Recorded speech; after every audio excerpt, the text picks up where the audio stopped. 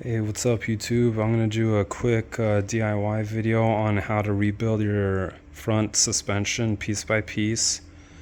Uh, if your vehicle has a MacPherson strut, which mine does, I'm basically working on a 1994 Mazda minivan. It has 235,000 miles on it, and I'm changing the suspension for the first time. I wasn't getting any strange noises, but I did take it for an alignment shop. I did take it to the alignment shop, and the alignment guy said it felt a little floaty when he test drove it. And also, my strut mount, my old strut mount has had, or both of them have had big cracks for a long time, which, always didn't give me the greatest peace of mind while driving. I actually drove, you'll call me crazy, but I actually drove on them like that for maybe close to 20,000 miles. I did a lot of research though on it to see how safe it is. A lot of people said there is a steel plate inside and underneath the rubber, so I mean, a lot of people said the strut piston won't just pop through. And I was always regularly monitoring the crack to see if it got bigger and paying attention to if I heard any strange new sounds. But yeah, I'm gonna just give you guys a few tips on this experience and show you a few modifications I did.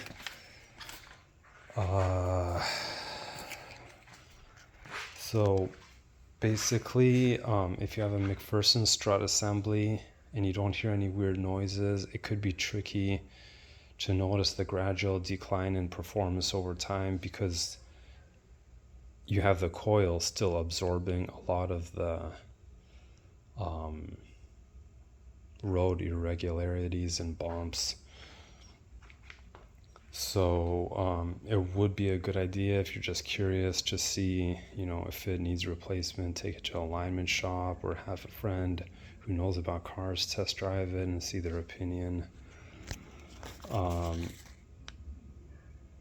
of course, if you have a regular strut, which the rear of my van has, a regular strut just looks like this, just a singular tube, and if those go bad, that's pretty obvious because the ride height between the tire and the wheel well is going to be decreased and noticeable.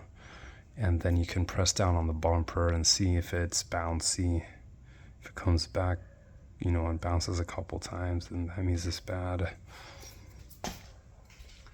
So my first tip for you guys is whether or not you should rebuild your MacPherson strut piece by piece, meaning disassembling everything and buying each part separately, or just buying the whole assembly in one piece. The reason I rebuilt it piece by piece is because they don't sell the whole assembly for this van because it is an old van, 29 years old. A lot of people, they suggest also rebuilding it piece by piece because then you know what brand and what quality each part you're buying is.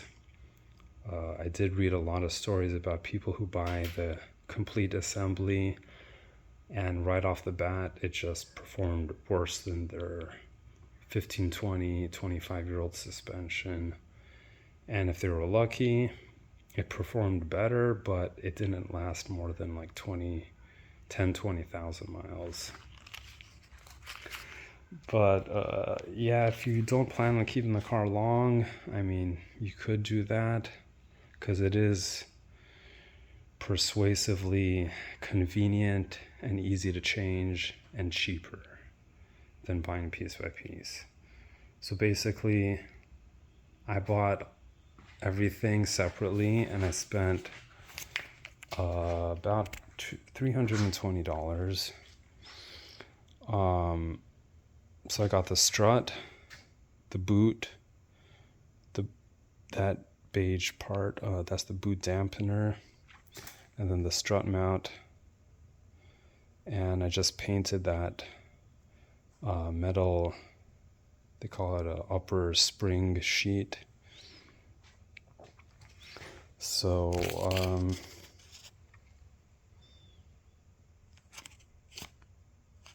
let's see.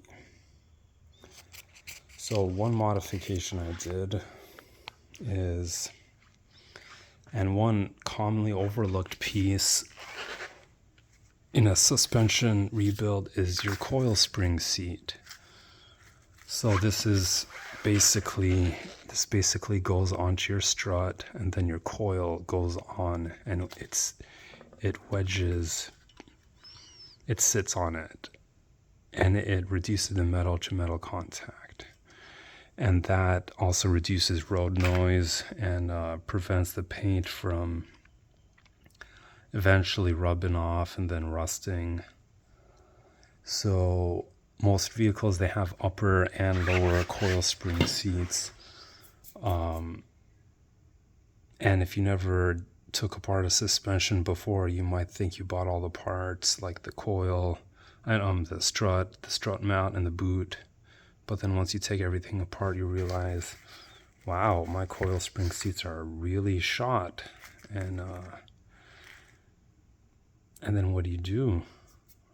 What if this part has been discontinued? Or in my case, what if the dealer wants a ridiculous amount of money for them? So like this piece alone, the dealer wanted $30. So if you're going to have upper and lower coil spring seats, then that'll be a total of $120 without taxes, just for a piece of rubber. So basically mine, luckily it just came with upper coil spring seats, but I still didn't want that metal to metal contact on the bottom, so I decided to add a lower coil spring seat. And of course I didn't decide to buy these from the dealer, which is the only place they sell them.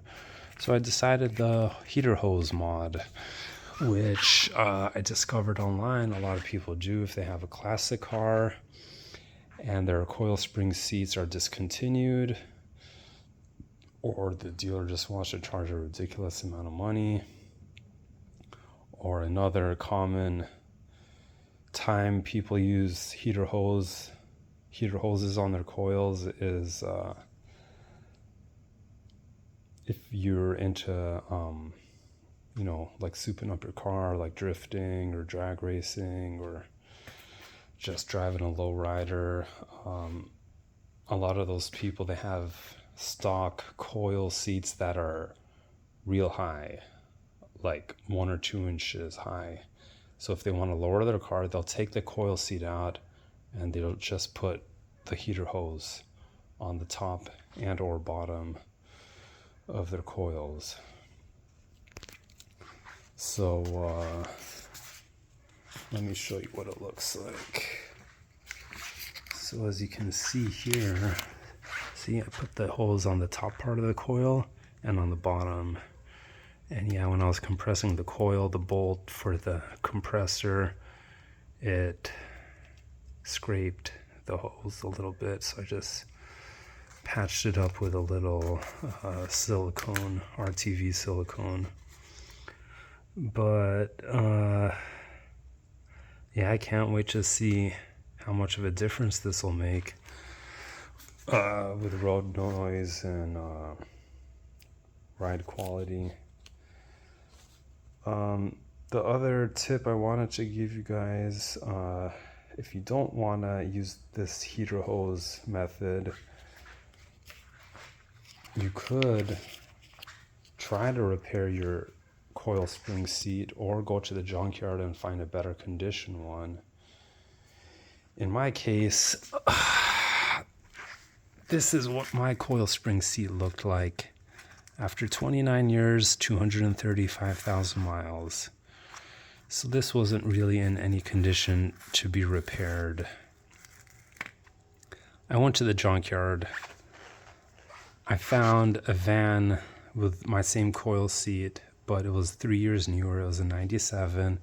It had 170,000 miles, and still it was pretty shot. And this is after I put 2 coats, just saturated it with silicone spray overnight, and it's still pretty dry. And but anyways, if you can find a better condition one in the junkyard, you can just repair all these cracks with RTV, like good high quality RTV silicone, or you could use shoe goo. But just remember, if you do either of those options, you're really going to want to let it cure with a recommended amount of time on the directions before you put it back into service. Like shoe goo can take 24 to 48 hours, and same with RTV. So if you have that kind of time where you can leave everything disassembled, then you can do that route. So let's see. All right, let me show you outside what I was doing with how to compress coils. So here's my little work area. This is what basically the most primitive way of compressing a coil. You can rent this tool at any auto parts store. You pay for it, and then when you return it, you get your money back, so it's basically free. Before you use it, one tip is you want to lube the entire length of the threads. I would suggest good quality lube instead of just like silicone or WD-40. Me personally, I decided to use aluminum anti-seize by Permatex. That'll prevent cross-threading, because these threads do undergo a lot of stress when they compress the spring. So you could sort of easily cross-thread them. And especially if it's a tool rental, you want to keep it in good operating condition for the next guy, because I'm sure the auto parts store isn't going to really carefully test them or inspect them before they give it out to the next guy. So one tip about compressing coils, it's very dangerous. It can be very dangerous if you don't know what you're doing, or if you're not paying close attention to the position of these two compressors. You want to go back and forth and compress them. I was just deciding to not let the bolt length, which comes out from this hole, I was trying to keep them within half an inch length difference from each side. So like this would come out like an inch, and then I would make sure this is plus or minus half an inch to this side. So you want to just keep them as evenly as possible. You're going to want to try to compress as many coils as you can. So 1, 2, 3, 4. So I'm compressing 4 together. If you try to just compress these 2 or 3, you might not be able to compress it enough to get everything back together or to take it apart. What else? Yeah, I just put them on pieces of wood so it can have a little support. And I put this block of wood just for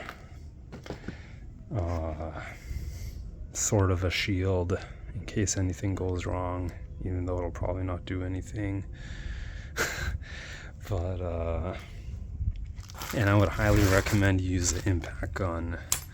So if you were to use a ratchet on these, that would probably take you quadruple the amount of time, because these, so let me show you an idea of how much you're going to compress it. So I can almost fit 4 finger width between each of these coils. So I'm going to compress it so that I barely can fit these 2 small fingers. So that means I'm going to compress it more than 50%. And you're going to want to always be perpendicular to the coil in case for some freak accident it just decompresses. Maybe the hook breaks off or something, or they just get all crooked and they come apart. It will shoot out like a bullet. So you don't ever want to be positioned at either end. You want to be perpendicular. So that's my tip on compressing springs. Let's see. The last thing. Oh yeah, I wanted to show you one thing.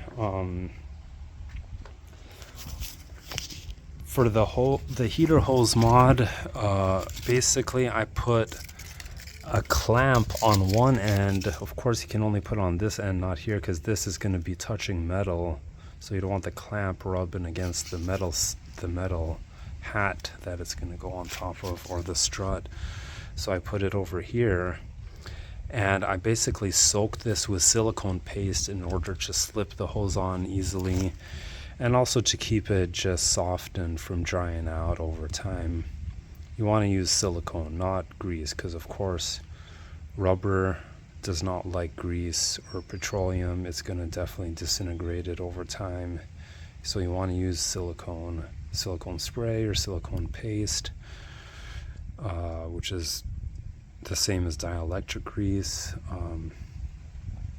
So the reason I use the clamp, I didn't read of people doing this, but basically I did read it can slip off maybe over time a little bit, or roll. So this will, give it a little more security.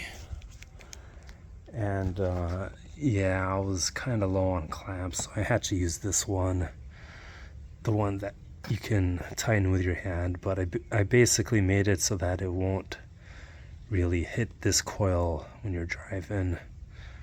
So I just have it turned like that, so it's like, yeah, it's still sticking out a little bit. But ideally you're going to want to use just the regular screw-on clamps, and this I'm going to just cut it off. That's a steel zip tie that didn't really work in securing the hose well.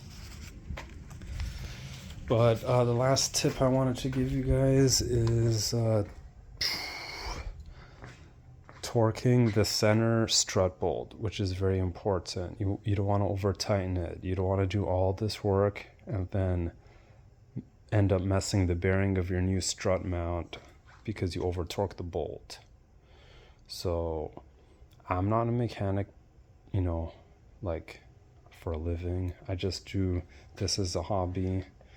You can call me a backyard mechanic, I guess, but I have like 20 years experience maintaining and repairing all my cars. It's a very satisfying feeling. You save a lot of money also. But yeah, I never use torque wrenches because you just get a feel for how, snug a bolt should be. But this time I decided to do everything 110% because I don't want to redo this project or mess up any new parts. So I rented a torque wrench. This center bolt that goes on the tip, it basically only needs 49 to 60 foot-pounds of torque. So if you're going to use an impact gun, a 1/2-inch impact, you're probably going to over torque it. And just to give you a nice visual, when you compress the coil, you're going to put this on first before you decompress your coil. You're going to put this whole assembly through the coil like that, and then this will connect to that dampener, and that'll go on top. And as you can tell, there's a flat part here which will match up with this flat part on that rod, and then the strut mount will sit on top of this and it will freely spin. So I like to put a little bit of high quality Lucas temperature grease over here to reduce the metal to metal contact. And then after you put this on, which is the last piece, you're going to put your washer, and then your lock washer if it came with one, and then the nut. So you're going to want to just snug it up with the coil compressed, and then you're going to decompress the coil, put it back on the vehicle, lower the vehicle, and then when the weight of the vehicle's on the tires, then you can torque the center bolt down. Because if you try to torque it before you decompress the coil and before you put it on the car, you're going to definitely end up over torquing it and messing up your new strut mount. So one last thing, you're probably going to have to reuse the old washer and lock washer, but they usually supply you a new nut that comes with the strut mount. So just pay close attention to which way the washer goes. It's one of those details that people might overlook. So you can tell that the lock washer made that little indent here. So that means that's going to be the bottom, that's going to be the top. You're going to put the lock washer and then the nut. So those are all my tips and tricks for today, and just my overview on this first time front suspension project I'm doing. Once again, just please be safe, research, do your own research, watch YouTube videos, check out car forums, Google any questions you have, send me comments or questions. I'll try to help you guys out, and good luck to you guys. Be safe, and hope everything goes smoothly for you. I'll get back to work right now and finish this other side. Take care. Bye.